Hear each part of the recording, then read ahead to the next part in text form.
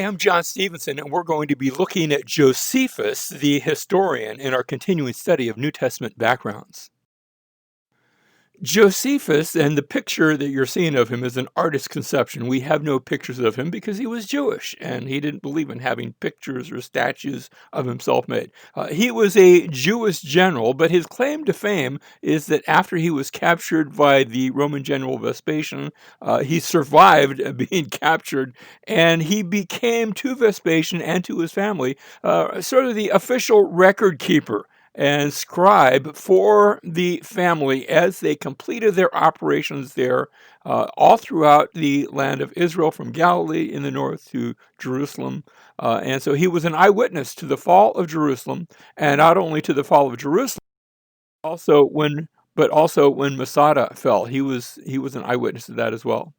Now, he writes four books. Antiquities is the first, and that's probably the one that's quoted the most. Antiquities is going to tell all the stories of past times of the Jewish people, going back, not to Abraham, going all the way back to, in the beginning, God created the heavens and the earth. And it parallels our biblical story. Next, we have the Wars of the Jews that describe specifically that final conflict beginning in 66 AD and going up to the fall of Jerusalem, but it doesn't stop there. It continues all the way to the fall of Masada in the south. Next, he writes, and I'm not sure exactly when he writes these. Did he do Antiquities first? Wars of the Jews next? I'm not entirely sure. But he writes Contra Apion, and we'll be looking at that. He's actually rebutting some things that somebody named Apion had said concerning Jewish people. And finally, he writes a short little piece called My Life, and it's his autobiography. Now, in his Antiquities, he begins early on. He says, "Now I've undertaken the present work as thinking it will appear to all the Greeks worthy of their study, for it will contain," and here's the title, "for all of our antiquities and the constitution of our government as interpreted out of the Hebrew Scriptures." So he's depending largely on the Hebrew Scriptures, but it's going to tell a lot of stories that are beyond that. He goes on to say, "And indeed I did formally intend when I wrote of the war," so notice, sounds like he wrote the War of the Jews first, and then now he's writing this, to explain who the Jews originally were, what fortunes they had been subjected to, and by what legislature they had been instructed in piety and the exercise of other virtues, what wars also they had made in remote ages till they were unwillingly engaged in this last with the Romans. And of course, that's what the War of the Jews really is going to be focused on. He goes on, "But because this work surrounded a great deal, I separated it into a set treatise by itself, with a beginning of its own and its own conclusion, but in process of time, as usually happens to such as undertake great things, I grew weary and went on slowly, it being a large subject and a difficult thing to translate our history into a foreign and to us unaccustomed language." And of course, he's speaking about translating it into Greek. Now, he doesn't write in Hebrew and translates it in Greek. He's actually writing this in Greek. But he admits that he's rather unusual in his very good command of the Greek language. And so he begins here in early in his Antiquities. "In the beginning, God created the heaven and the earth. But when the earth did not come into sight, but was covered with thick darkness, and a wind moved upon its surface, God commanded that there should be light." And so he's giving us sort of a paraphrase of those early verses in the book of Genesis. He goes on to say, "And when that was made, he considered the whole mass and separated the light and the darkness, and the name he gave to one was night, and the other he called day. And he named the beginning of light and the time of rest, the evening and the morning." And this was indeed the first day, but Moses said it was one day, the cause of which I am able to give even now. But because I have promised to give such reasons for all things in a treatise by itself, I'll put off its exposition till that time. So he says, look, I'm planning on writing more about this, maybe a commentary, but I'm going to limit what I'm going to speak right now. He goes on, "Moreover, Moses, after the seventh day was over, begins to talk philosophically. And concerning the formation of man, says thus, that God took dust from the ground and formed man and inserted in him a spirit and a soul. This man was called Adam, which in the Hebrew tongue signifies one that is red. And it's funny because when you read Hebrew, Adama is actually ground, but we'll go along with him. Remember, there is a different word that's spelled the same way. We normally translate Edom, which is spelled the same way as Adam. And so notice, Adam, which in the Hebrew tongue signifies one that is red, because he was formed out of red earth, compounded together, for that kind is virgin and true earth. He goes on, still in Antiquities 1. Now the garden was watered by one river, which ran around the whole earth, and was parted into 4 parts, and Fishon, which denotes a multitude running into India, makes its exit into the sea, and is by the Greeks called Ganges.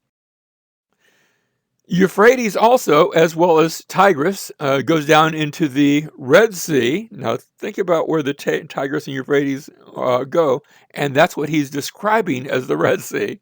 Now the name Euphrates or Phrath, that's the Phrath part of Euphrates, denotes either a dispersion or a flower. By Tigris or Diglath is signified what is swift with narrowness, and Gihon runs through Egypt and denotes what arises from the east, which the Greeks call the Nile. And so his vision, sometimes we look at a map and we try to figure out where the Garden of Eden is. His vision has those rivers going all over the world. Now, he goes on to tell the story of the serpent and the fall and angels and the flood. And he does, when he gets that part in Genesis 6 that talks about the sons of God and the daughters of men, he doesn't call them sons of God. He just says those are angels. He talks about how Noah's Ark is still there in the place of its landing to this day.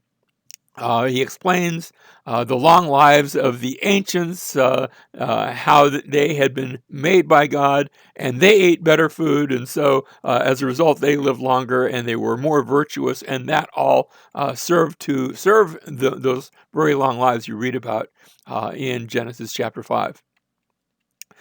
He goes on to tell the story of the Tower of Babel. According to Josephus, the Tower of Babel is built by Nimrod. Of course, Nimrod's not mentioned in Genesis 11, but he is mentioned in Genesis chapter 10, which is sort of a parallel, the Table of Nations that parallels the Tower of Babel story. And when he tells the Tower of Babel story, he says that Nimrod wanted to escape any future flood, so he built this really tall building that would be high enough to go and get on if another flood came along. Antiquities is made up of a total of 20 books, and most of what we've been talking about so far is just in that one single book. It goes from the creation to just before the Jewish rebellion of 66 AD, which will be picked up then in the book Wars of the Jews. In Antiquities 18, close to the end but not quite, there's a section where he speaks about Jesus. Now there was about this time Jesus, a wise man, if it be lawful to call him a man, for he was a doer of wonderful works, a teacher of such men as receive the truth with pleasure. He drew over to him both many of the Jews and many of the Gentiles. He was the Christ. And of course, remember, Josephus is writing in Greek, not in Hebrew, so he calls him the Christ, not the Messiah. He goes on, and when Pilate, at the suggestion of the principal men among us, had condemned him to the cross, those that loved him at the first did not forsake him, for he appeared to them alive again the third day, because the divine prophets had foretold these, and 10,000 other wonderful things concerning him, and the sect of Christians so named from him are not extinct at this day. Now, a lot of people have looked at this and said, Josephus couldn't possibly have written this. Somebody who wrote this had to be a Christian. And so it's commonly assumed by many, even though this passage is in every one of our copies of Josephus, it's assumed that this must have been inserted by certain Christian scribes. And while I have to admit that's possible, But I think perhaps we ought not to rule out the fact that Josephus often will relate something without necessarily thinking it's true, but he'll just relate the story that's told. And he won't say this is the story that's told. He'll just tell the story. Sometimes he'll tell 2 or 3 conflicting stories. And when he does that, he usually says, sort of, you decide. I'm just reporting it. And he will oftentimes couch it as if he believed it, when it seems evident, at least from the context, that's probably not the case. And that might be what's happening here, that Josephus reports what he had heard.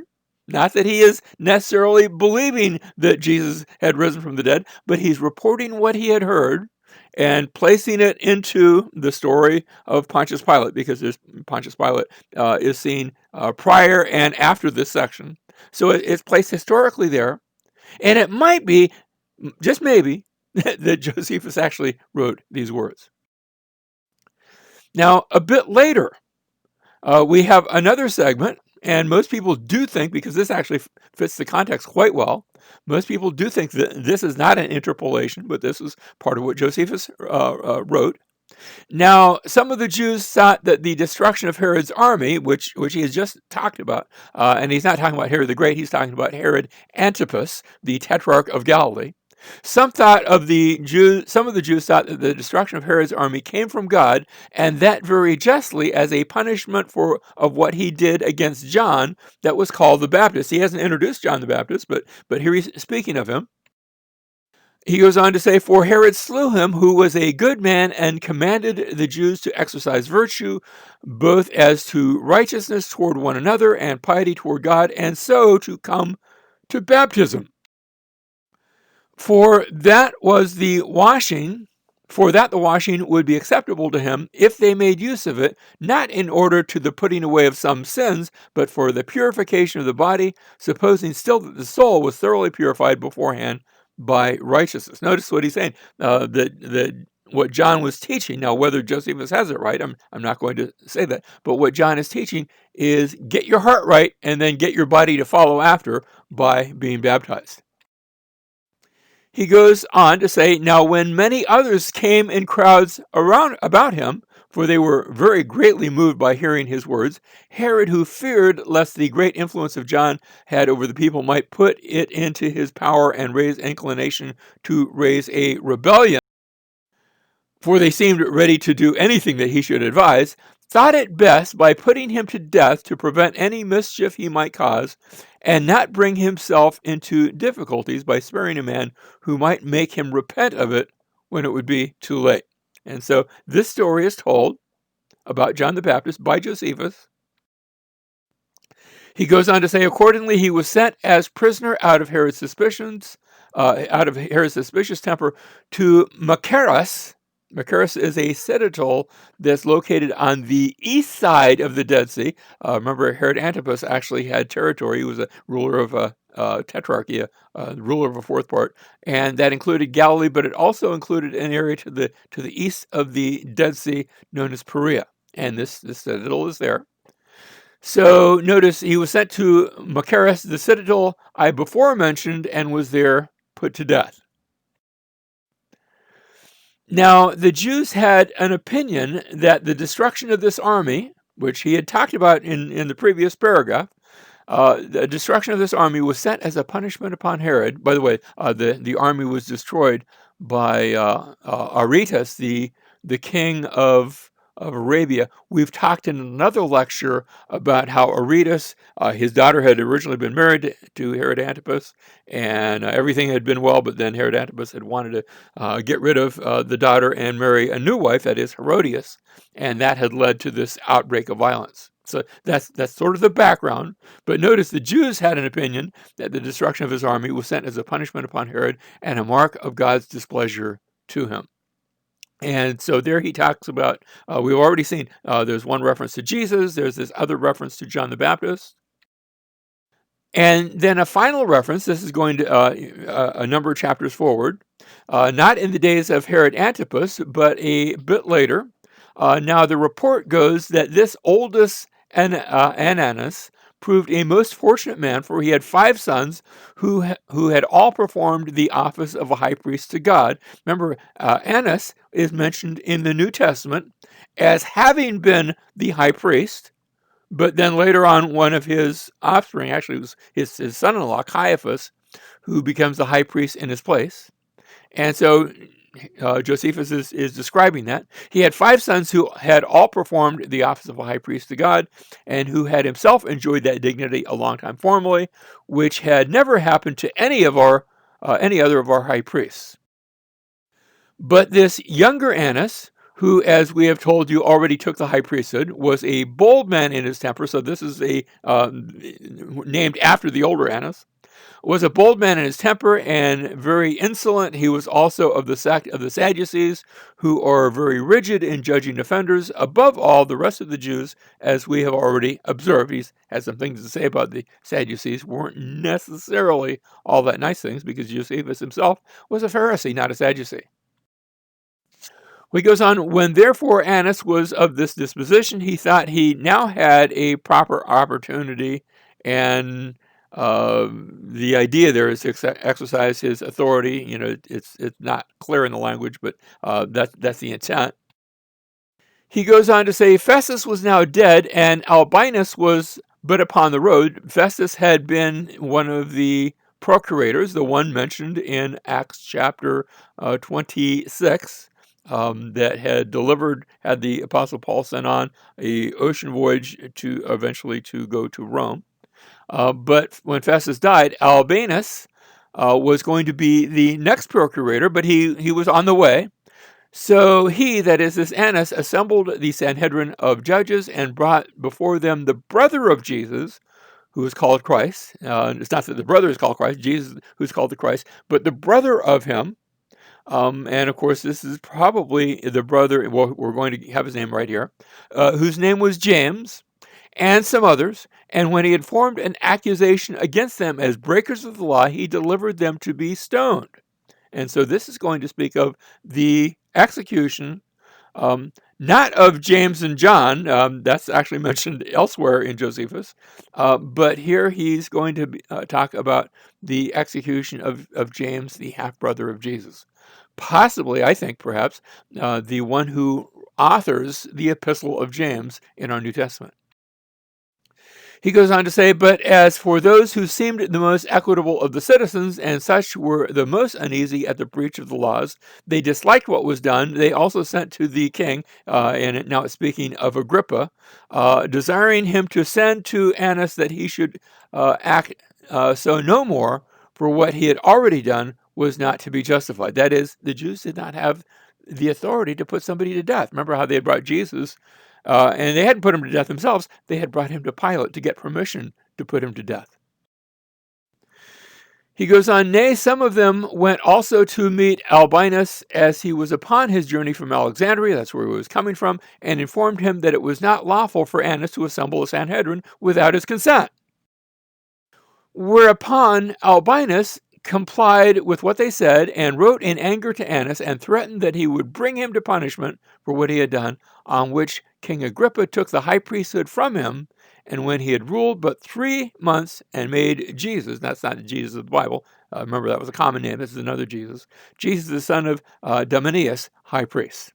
And so we have these portions that fill in the blanks and help us to better explain, help us to see the larger story of what was taking place amidst the story of the Bible. And Josephus helps us to do that. Now I want to turn to his Wars of the Jews, which begins here. I, Joseph, the son of Matthias, by birth a Hebrew, a priest also, and one who at first fought against the Romans myself, and was forced to be present at what was done afterward, am the author of this work.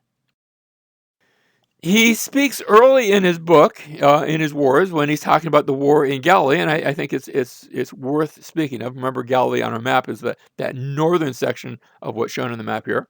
These 2 Galilees, of so great size and surrounded with so many nations of foreigners, have always been able to make a strong resistance on all occasions of war. For the Galileans are inured to war, that is, they're used to it from their infancy, and have been always very, very numerous, Nor has the country been ever destitute of men of courage or wanted a numerous set of them. In other words, there were always plenty of men, always ready to fight. For their soil is universally rich and fruitful and full of plantations of trees of all sorts, inasmuch that it invites the most slothful to take pains in its cultivation by its fruitfulness. Galilee was known as an area very fertile. Accordingly, it is all cultivated by its inhabitants, and no part of it lies idle. That's not necessarily the case when you go, for example, to Judea. You actually have a portion of Judea that's called the wilderness of Judea. You don't have a wilderness of Galilee. Moreover, the cities lie here very thick, and the very many villages there are here are everywhere so full of people by the richness of their soil that the very least of them contain more than 15,000 inhabitants. I'm not sure how accurate that is. There were some smaller villages, but some of those smaller villages might have been considered to be part of larger towns in the general area. He goes on now, as to the country of Samaria, it lies between Judea and Galilee. It begins at a village that is in the great plain called Genea and ends at the Akrabini toparchy, and is entirely of the same nature with Judea. That is, as you move south from Galilee, you come to Samaria, and then further south, Judea. For both countries are made up of hills and valleys and are moist enough for agriculture and are very fruitful. They have an abundance of trees and are full of autumnal fruit, both that which grows wild and that which is the effect of cultivation. And if you go there today, you say, wait a minute, where are all those trees Josephus spoke of? Well, one of the things he's going to talk about is that when Jerusalem falls, Titus, the Roman general, son of Vespasian, it will have cut down every tree for 10 miles around Jerusalem. He goes on to say they are not naturally watered by many rivers, but derive their chief moisture from rainwater, of which they have no lack. It rains every year, mostly in the winter months, not too much in the summer.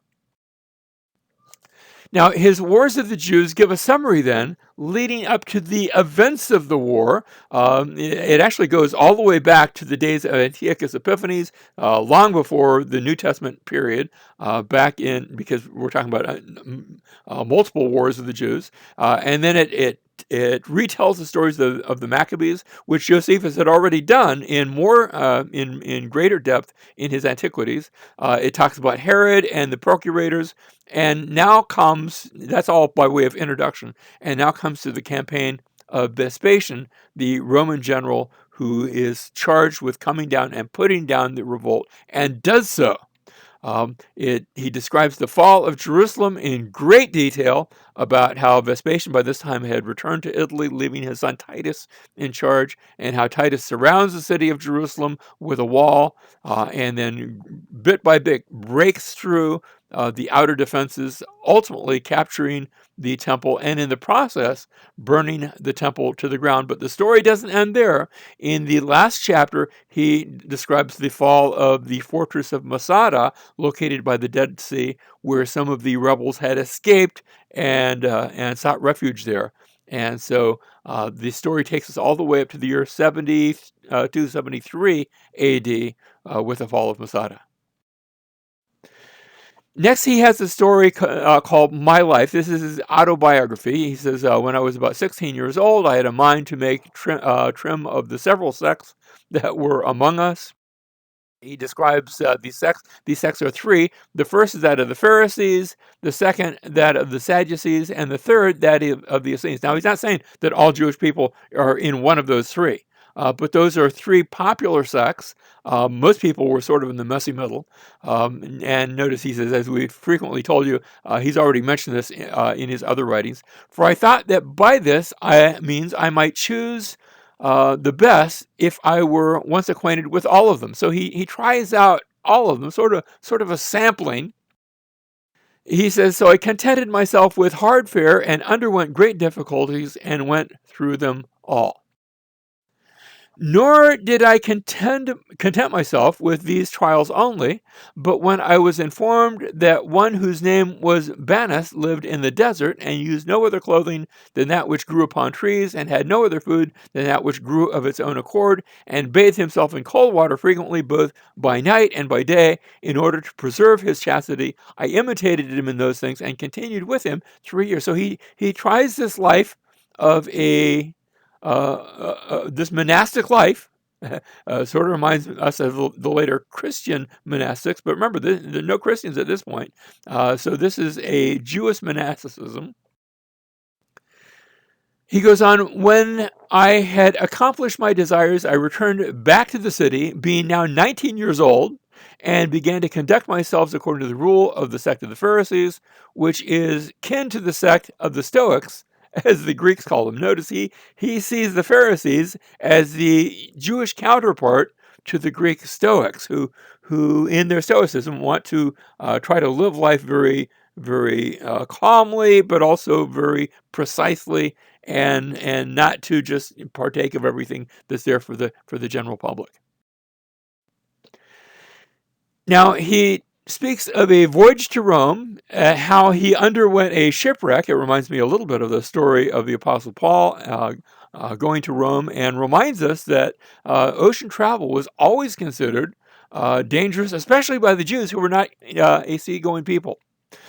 He's suspected of being a Roman collaborator among the Jews, especially when hostilities first break out. But he eventually rose to prominence among the Jews. He'd been accused of some things. You have too many Roman friends, and perhaps he did, but he overcame those objections. And then speaks of his capture, which he's already talked about in his wars against the Jews. And we read about how Agrippa II, this is the great grandson of Herod the Great. Remember, Herod Agrippa II is described in Acts chapter 26. He had met the Apostle Paul, and we've talked about him in another lecture. About how Agrippa II read his manuscript and offered some editorial changes, which apparently Josephus had taken.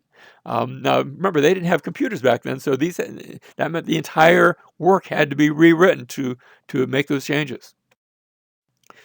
He goes on to say, moreover, at his command, I married a virgin who was from among the captives of that country.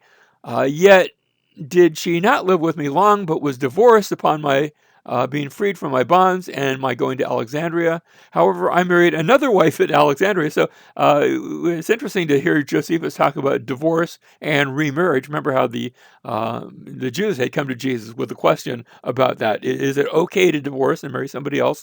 And Jesus said no. And apparently Josephus had not gotten that memo.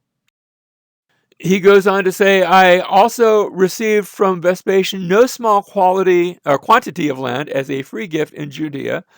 This is for his service to Vespasian, to the Romans, about which time I divorced my wife also, is another divorce, as not pleased with her behavior. I didn't like what she did, so I divorced her. Though not till she had been the mother of 3 children, 2 of whom are dead, and one whom I named Hyrcanus is still alive. And so apparently he had married her for quite some time, but then, I'm tired of her, and so he divorces her as well. After this, I married a wife who had lived at Crete, but a Jewess by birth, a woman. She was of eminent parents. I think that might have led to the marriage, and such as were the most illustrious in all the country, and whose character was beyond that of most other women, as her future life did demonstrate. And so apparently this one he stays with. Now, his final book, Contra Apion, we want to talk about. And in this book, he undertakes a defense of Judaism against this person, Apion, who had made some accusations against the Jews. And so he is answering his objections that Jewish people would kidnap Greeks and keep them in the temple to eat them. These are made up stories, and Josephus points out how that they have no basis in reality. Apion's material seems to be recycled from the Greek turned actually he's an Egyptian, but he's in the period of the Greeks. Manetho is a Egyptian historian, but he's really writing from a Greek background, the history of Egypt. And in his writing, and we'll close on this note, Josephus talks about the Hebrew Scriptures. And he says, our Scriptures, we have 22 books which are justly believed to be divine. That is, 22 books that came from God. Now you say, wait a minute, our Old Testament has 39 books. They're the same books, but they counted them differently. For example, they referred to the minor prophets. We have 12 minor prophets. They had the same minor prophets, but they counted that as one book. They called that the 12. And then they counted books like First and Second Samuel, First and Second Kings. Those were each counted as one book. First and Second Chronicles, the same thing. And Ezra and Nehemiah were counted as a single book as well. So they're the same books, but counted differently. And he says, now we have some other writings too.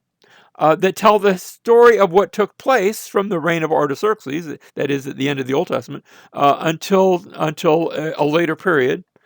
And those are the books that we call the Apocrypha. But Josephus says we don't consider them to have the same authority because they were not written by prophets.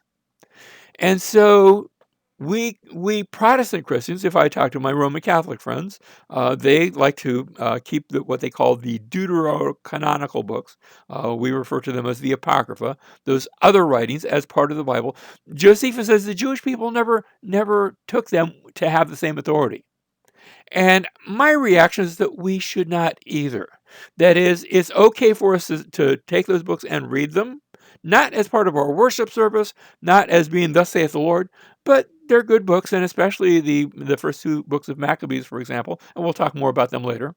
The books of Maccabees give us some good history, but they're not part of our scriptures. The scriptures are those which came from God, both in what we call our Old Testament, and those which came from God and the apostles, those who had been with Jesus, and that makes up our New Testament.